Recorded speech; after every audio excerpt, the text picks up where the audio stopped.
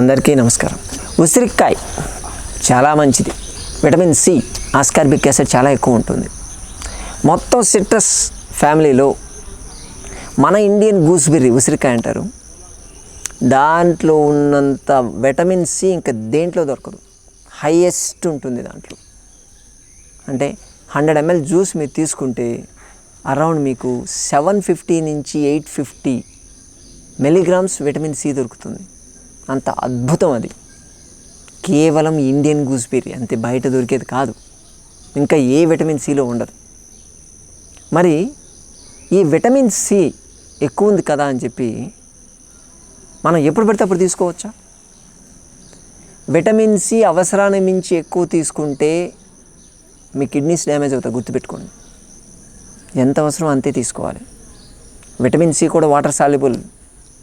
మనం ఎక్కువ తీసుకుంటే అది వాటర్లో కలిసి కిడ్నీల ద్వారా బయటికి వెళ్ళాలి. అన్నెసరీగా తీసుకుంటే డ్యామేజ్ అవుతాయి. ట్యాబ్లెట్స్ ద్వారా తీసుకుంటే ఇంకా ఎక్కువ డ్యామేజ్ అవుతాయి.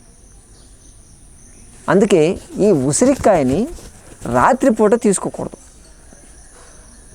అదేంటి రాత్రిపూట తీసుకుంటే కిడ్నీలు డ్యామేజ్ అవుతాయి, పగులు తింటే కిడ్నీలు డ్యామేజ్ కావా అని అడగవచ్చు. నో, ఇక్కడ కిడ్నీ డ్యామేజ్ విషయం మనం మాట్లాడలేదు. మనం మాట్లాడేది రాత్రిపూట ఉసిరికాయ తీసుకుంటే ముందు నిద్ర పట్టదు. ఫస్ట్ ఆఫ్ ఆల్ చాలామంది పొద్దున మోషన్ ఫ్రీ కావాలని చెప్పి నైట్ పడుకునేటప్పుడు ఈ ఆమ్లా పౌడర్ నీళ్ళలో కలిపి తీసుకోవడం ఇటువంటి పని చేస్తుంటారు. త్రిఫలా పౌడర్ వాడతారు చాలామంది. దాంట్లో ఉసిరికాయ ఉంటుంది, ఉసిరిక పొట్టు ఉంటుంది ఖచ్చితంగా. ఇటువంటి తీసుకుంటే మీకు నిద్ర పట్టదు. ఆలోచించండి ఒకసారి. మీకు నిద్ర పట్టకుండా ఏమైనా ప్రాబ్లం ఏమైనా వస్తుందా? నిద్ర పట్టని వాళ్ళు దీన్ని చేస్తే ఇంకా ప్రాబ్లం వస్తుంది. ఎందుకు అవుతుంది? ఉసిరికాయ మంచిదే కదా, మరి నిద్ర పట్టకుండా ఎందుకు చేస్తుంది అంటే బేసికల్గా దాంట్లో ఉండేటువంటి వైటమిన్ సి అనేది తక్కువ అమౌంట్లోనే ఎక్కువ ఉంటుంది. కాబట్టి మీరు చూసుకున్నప్పుడు పొట్ట లోపల అసిడిటీని పెంచుతుంది. అది ఉసిరికాయ తినొద్దు. ఉసిరికాయ రసం నీళ్ళలో పిండి తీసుకోవడం ఓకే, అది ఆల్కలైన్ అవుతుంది. కానీ ఉసిరికాయ తిన్నారంటే డైరెక్ట్గా అది అసిడిటీని పెంచుతుంది. అసిడిటీని పెంచడం వల్ల మీ డైజెషన్ స్లో అవుతుంది. డైజెషన్ స్లో అయితే పొట్టంతా ఉబ్బరంగా ఉంటుంది. ఎటు తిరిగి పడుకున్నా కుదరదు. అప్పుడే గుర్తొస్తుంది మీకు, రైట్ సైడ్ తిరిగి పడుకోమన్నారా, లెఫ్ట్ సైడ్ తిరిగి పడుకోమన్నారా, పలానా ఆయన చెప్పాడు రైట్ సైడ్ తిరిగి పడుకుంటే పైపుల్లో నుంచి నీళ్ళు వచ్చినట్టు రక్తం వచ్చేస్తుంది అని చెప్పి అది కూడా ట్రై చేయండి, పర్లేదు. పట్టదు, నిద్ర పట్టదు. ఎందుకంటే ఇక్కడ బ్లోట్ అయింది, అసిడిక్ లెవెల్స్ ఎక్కువ ఉన్నాయి. మనం తీసుకున్న ఫుడ్ ప్రాపర్గా డైజెస్ట్ కావాలంటే ఆల్కలైన్ ఉండాలి. అందుకే ఉసిరికాయ నైట్ తింటే మాత్రం మీకు ప్రాపర్గా డైజెషన్ ఉండదు. డైజెషన్ స్లో అయిపోతుంది ప్రాసెస్. పొద్దున్న లేచిన తర్వాత మోషన్ కూడా రాకపోవచ్చు కొంతమందికి. ఆల్రెడీ కాన్స్టిపేషన్తో సఫర్ అయ్యే వాళ్ళకి పొద్దున్న లేచిన తర్వాత ఇంకా ప్రాబ్లం ఎక్కువైనట్టు ఉండొచ్చు. రెండోది, ఇది తీసుకోవడం వల్ల మీ నర్వస్ సిస్టమ్ యాక్టివేట్ అవుతుంది.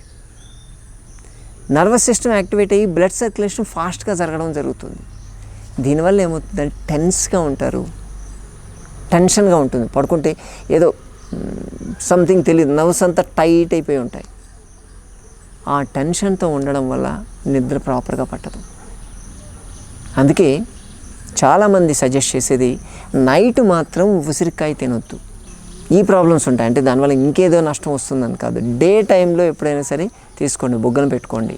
మెల్లమెల్లగా ఉసిరికాయ మొత్తం దంచేసి ఒక్కసారి తినేస్తే ఒక పని అయిపోతుంది. ఏదో వేపాకు దంచేసి ముద్ద చేసి ఒకటేసారి గుట్టుకుని మింగేస్తే సరిపోతుందంటే తప్పు. అలా చేయకూడదు ఎప్పుడు. దాన్ని అసిడిక్ ఫుడ్స్ని ఎప్పుడు కూడా నీళ్ళల్లో మిక్స్ చేసుకొని నీళ్లు తాగాలి. అప్పుడే అది ఆల్కలైన్ అవుతుంది, మన బాడీకి సేఫ్.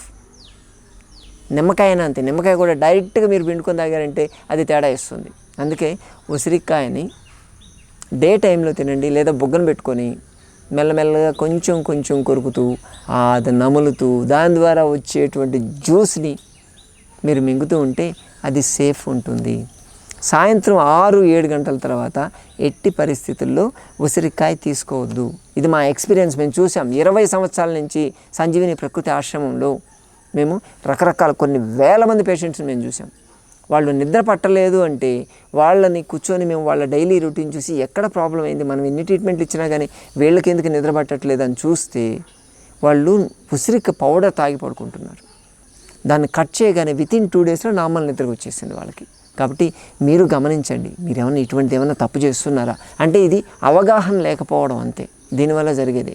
వైటమిన్ సి ఎక్కువ ఒకటే డోసులో రావడం వల్ల జరిగేటువంటి చిన్న ప్రాబ్లం అంతే. అలా అని విటమిన్ సి ఉసిరికాయను మానేద్దాం, దాన్ని తీసేద్దాం అని మాత్రం అనుకోవద్దు. దానివల్ల బెనిఫిట్స్ ఉన్నాయి. ఎంతవరకు దేన్నైనా సరే ఎంతవరకు వాడుకోవాలో అంతవరకు వాడుకోవాలండి. మరీ దాని మీద డిపెండ్ అయిపోవడం, లేదా నువ్వు నాకు వద్దు పో అని చెప్పి నెట్టేసామనుకోండి, అదే తీసుకొని బతకాల్సిన పరిస్థితి వస్తుంది. ఏదైతే మనం వద్దంటామో అదే ఎక్కువ మీ వైపు అట్రాక్ట్ అయిపోతూ వస్తుంది. జాగ్రత్త. ఇది అన్ని విషయాల్లో వర్తిస్తుంది. ఈవెన్ జీవితంలో ఇదే విషయం మనం గుర్తుపెట్టుకోవాలి. అలాగే ఆహారం విషయంలో కూడా ఇదే గుర్తుపెట్టుకోవాలి.